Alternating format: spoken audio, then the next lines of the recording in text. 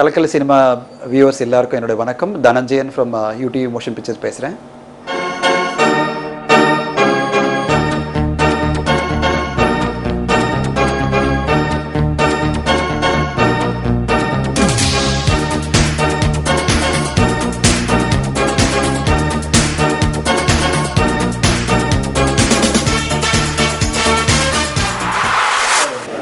Career school to college எங்கே பண்ணீங்க? என்னுடைய கரியர் சின்ன வயசுலேருந்து நான் பார்த்தீங்கன்னா நான் வில்லேஜில் சென்னையிலேருந்து ஒரு 60 கிலோமீட்டர் தூரத்தில் இருக்கிற ஒரு வில்லேஜில் ஆரம்பிச்சது.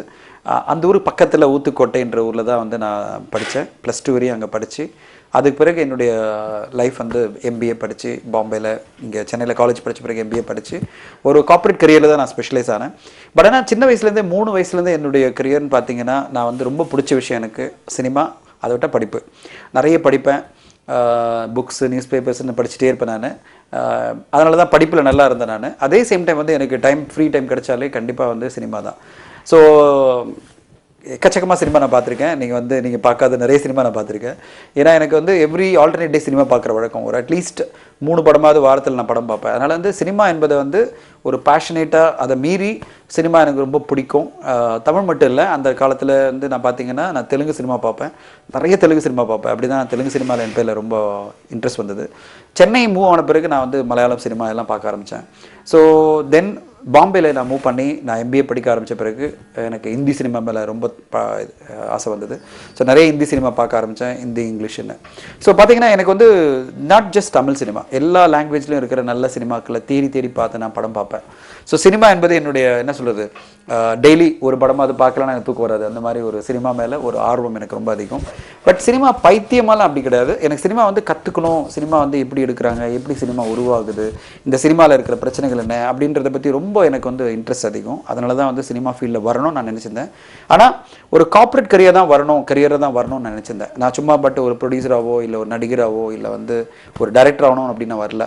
என்னுடைய வந்து கார்ப்பரேட் கரியராக இதில் வந்து ஒரு ப்ரொஃபஷனல் செட்டப்பாக வரணும் அப்படின்னு ஆசைப்பட்டேன். சினிமாவில் வரணும்னு ஆசைப்பட்டேன்னு சொன்னீங்க. என்னவா வரணும்? டிரெக்டரா, ஆக்டரா, அந்த மாதிரி ஏதாவது ஆசை இருந்ததா சார்? எனக்கு சினிமாவில் பார்த்தீங்கன்னா ஒரு ப்ரொஃபஷனல் கரியரில் வரணும்னு ஆசைப்பட்டேன். காலேஜ் முடித்தோடனே நான் வந்து அசிஸ்டண்டாக ஜாயின் பண்ணணும்னு நினச்சேன். ஒரே ஒருத்தர்கிட்ட தான், அது வந்து மணிரத்னம் சார். நான் வந்து டைரக்ஷனில் போயிட்டு நான் மணிரத்னம் சாரோட அசிஸ்டண்டாக இருக்கணும்னு ரொம்ப ஆசைப்பட்டேன். அந்த டைமில் என்னால் முடியல. இது வந்து நான் சொல்கிறது 1984 84 நான் ட்ரை பண்ணேன், என்னால் முடியல. அது வந்து ஜாயின் பண்ண முடியல. நான் ஜாயின் பண்ணால் அவர் கூட ஜாயின் பண்ணணும்னு நினச்சேன், அது ஒர்க் அவுட் ஆகல.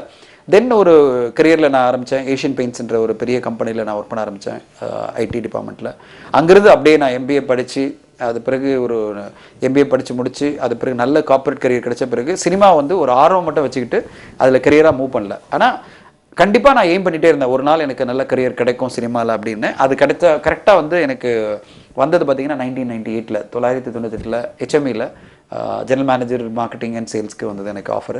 நான் அப்போ தான் எடுத்துக்கிட்டேன், சரி சினிமா சார்ந்த ஒரு தொழிலில் நம்ம இறங்கிடலாம், ஏன்னா அப்போ தான் நம்ம வந்து சினிமாவில் என்ட்ரி ஆக முடியும் அப்படின்னு சொல்லிட்டு 98 நான் இறங்கினேன். அது பிறகு பார்த்தீங்கன்னா சினிமா சம்மந்தப்பட்ட வேலையில் தான் நான் இருக்கேன் கண்டினியூஸாக.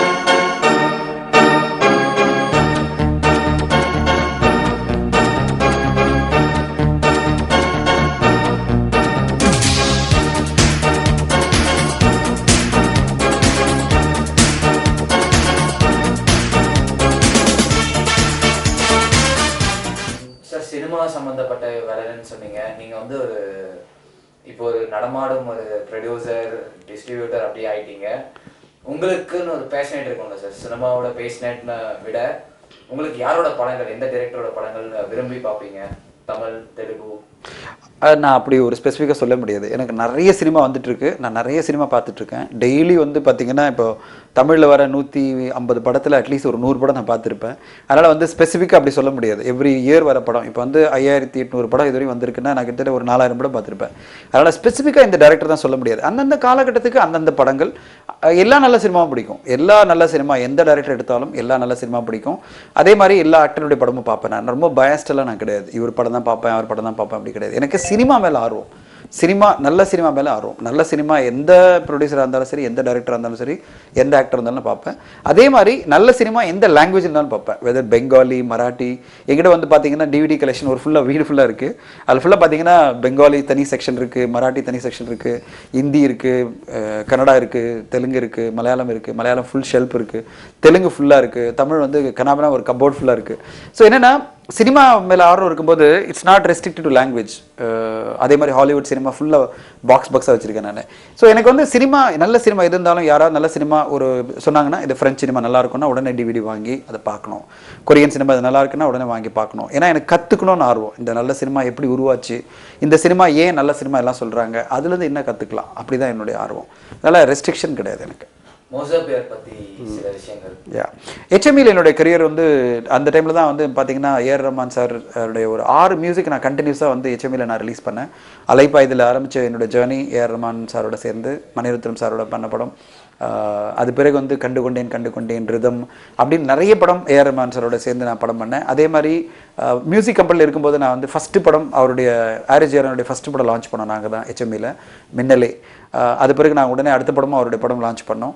ஸோ அந்த மாதிரி நிறைய மியூசிக் டைரக்டரோட அந்த காலத்தில் ஒர்க் பண்ணி மியூசிக்கில் ஒரு கரியர் எஸ்டாப்ளிஷ் ஆன பிறகு எனக்கு ஒரு கரியர் கிடச்சிது மோசர்பியரில் ஜாயின் பண்ணுறதுக்கு. மோசர்பியரில் வந்து இது ஆடியோ பண்ணிட்டு இருக்கல, நீ வீடியோ பண்ணலாம், ஏன்னா ஃபிலிம்ஸ் வந்து வீடியோ எல்லாருக்கும் கலெக்ஷன் வேணும் அப்படின்னு வரும்போது மோசர்பியர் வந்து ஒரு ரெவல்யூஷனரி ஸ்ட்ராட்டஜி MD யோசனை பண்ணியிருந்தார் ரத்துல்பூரின்னு. எனக்கு ரொம்ப பிடிச்சிருந்த அந்த ஸ்ட்ராட்டஜி. சரி நான் எஸ்டாப்ளிஷ் பண்ணுறேன் அதை அப்படின்னு சொல்லிட்டு நான் ஜாயின் பண்ணி ஒரு COவாக ஜாயின் பண்ணி அதை மிகப்பெரிய லெவலில் எஸ்டாப்ளிஷ் பண்ணோம். இந்தியா லெவலில் வந்து ஐ வாஸ் சிட்டிங் இன் பாம்பேலேருந்து ஆப்ரேட் பண்ணேன். மிகப்பெரிய லெவலில் அதை கொண்டு வரணுன்றதுக்காக நாங்கள் ரொம்ப உழைச்சோம். அதுக்கு ஒரு 150 பேர் கொண்ட டீம் வந்து பார்த்தீங்கன்னா 10,000 டைட்டில் அஃபிஷியலாக ஒரிஜினல் ரைட்ஸ் வாங்கி நல்ல ப்ரைஸ் கொடுத்து ப்ரொடியூசர்ஸ் கிட்ட டைரெக்டாக வாங்கி அந்த வீடியோஸை நாங்கள் ரிலீஸ் பண்ணோம். ஒரு மிகப்பெரிய ரெவல்யூஷன் கொண்டு வந்திருந்தோம். ஒரு 28 ரூபாய் VCD, 32 ரூபாய் டிவிடின்னு கொண்டு வந்து எல்லாரும் கலெக்ஷன் வாங்கி வைக்க முடியும் அப்படின்னு. அதே மாதிரி 3-in-1 அப்படின்ற ஒரு கான்செப்டை கொண்டு வந்து 3 படங்களை ஒரே டிவிடியில் கொடுக்க முடியும் அப்படின்ற ஒரு கான்செப்டை கொண்டு வந்தோம். மாதிரி நிறைய ஒரு இந்தியா லெவலில் ஒரு பெரிய தாக்கம். இன்றைக்கு வரையும் எல்லாரும் சொல்கிறது மோசர்பியர் வந்த பிறகு தான் ஒரு ரெவல்யூஷனே வந்ததுன்னு. அந்த ரெவல்யூஷனில் என்னுடைய ஒரு ரோல் கிரிட்டிக்கலாக இருந்தது. எனக்கு ரொம்ப சந்தோஷம். என்றைக்குமே டிவிடி மார்க்கெட்டில் ஒரு புதுமை பண்ணது அப்படின்னும் போது நம்ம பேர் இருக்கின்றது ஒரு சந்தோஷமான விஷயம். அதை விட சக்ஸஸ் பண்ணது தான் எங்களுக்கு ரொம்ப சந்தோஷம். இன்றைக்கும் அந்த கம்பெனி பெரிய லெவலில் நல்லா பண்ணிட்டு இருக்காங்கன்னா காரணம் அந்த அடிப்படையாக நாங்கள் எஸ்டாப்ளிஷ் பண்ண ஒரு விஷயம். அதுக்கு பிறகு தான் நான் வந்து UTV மோஷன் பிக்சர்ஸில் ஜாயின் பண்ணேன்.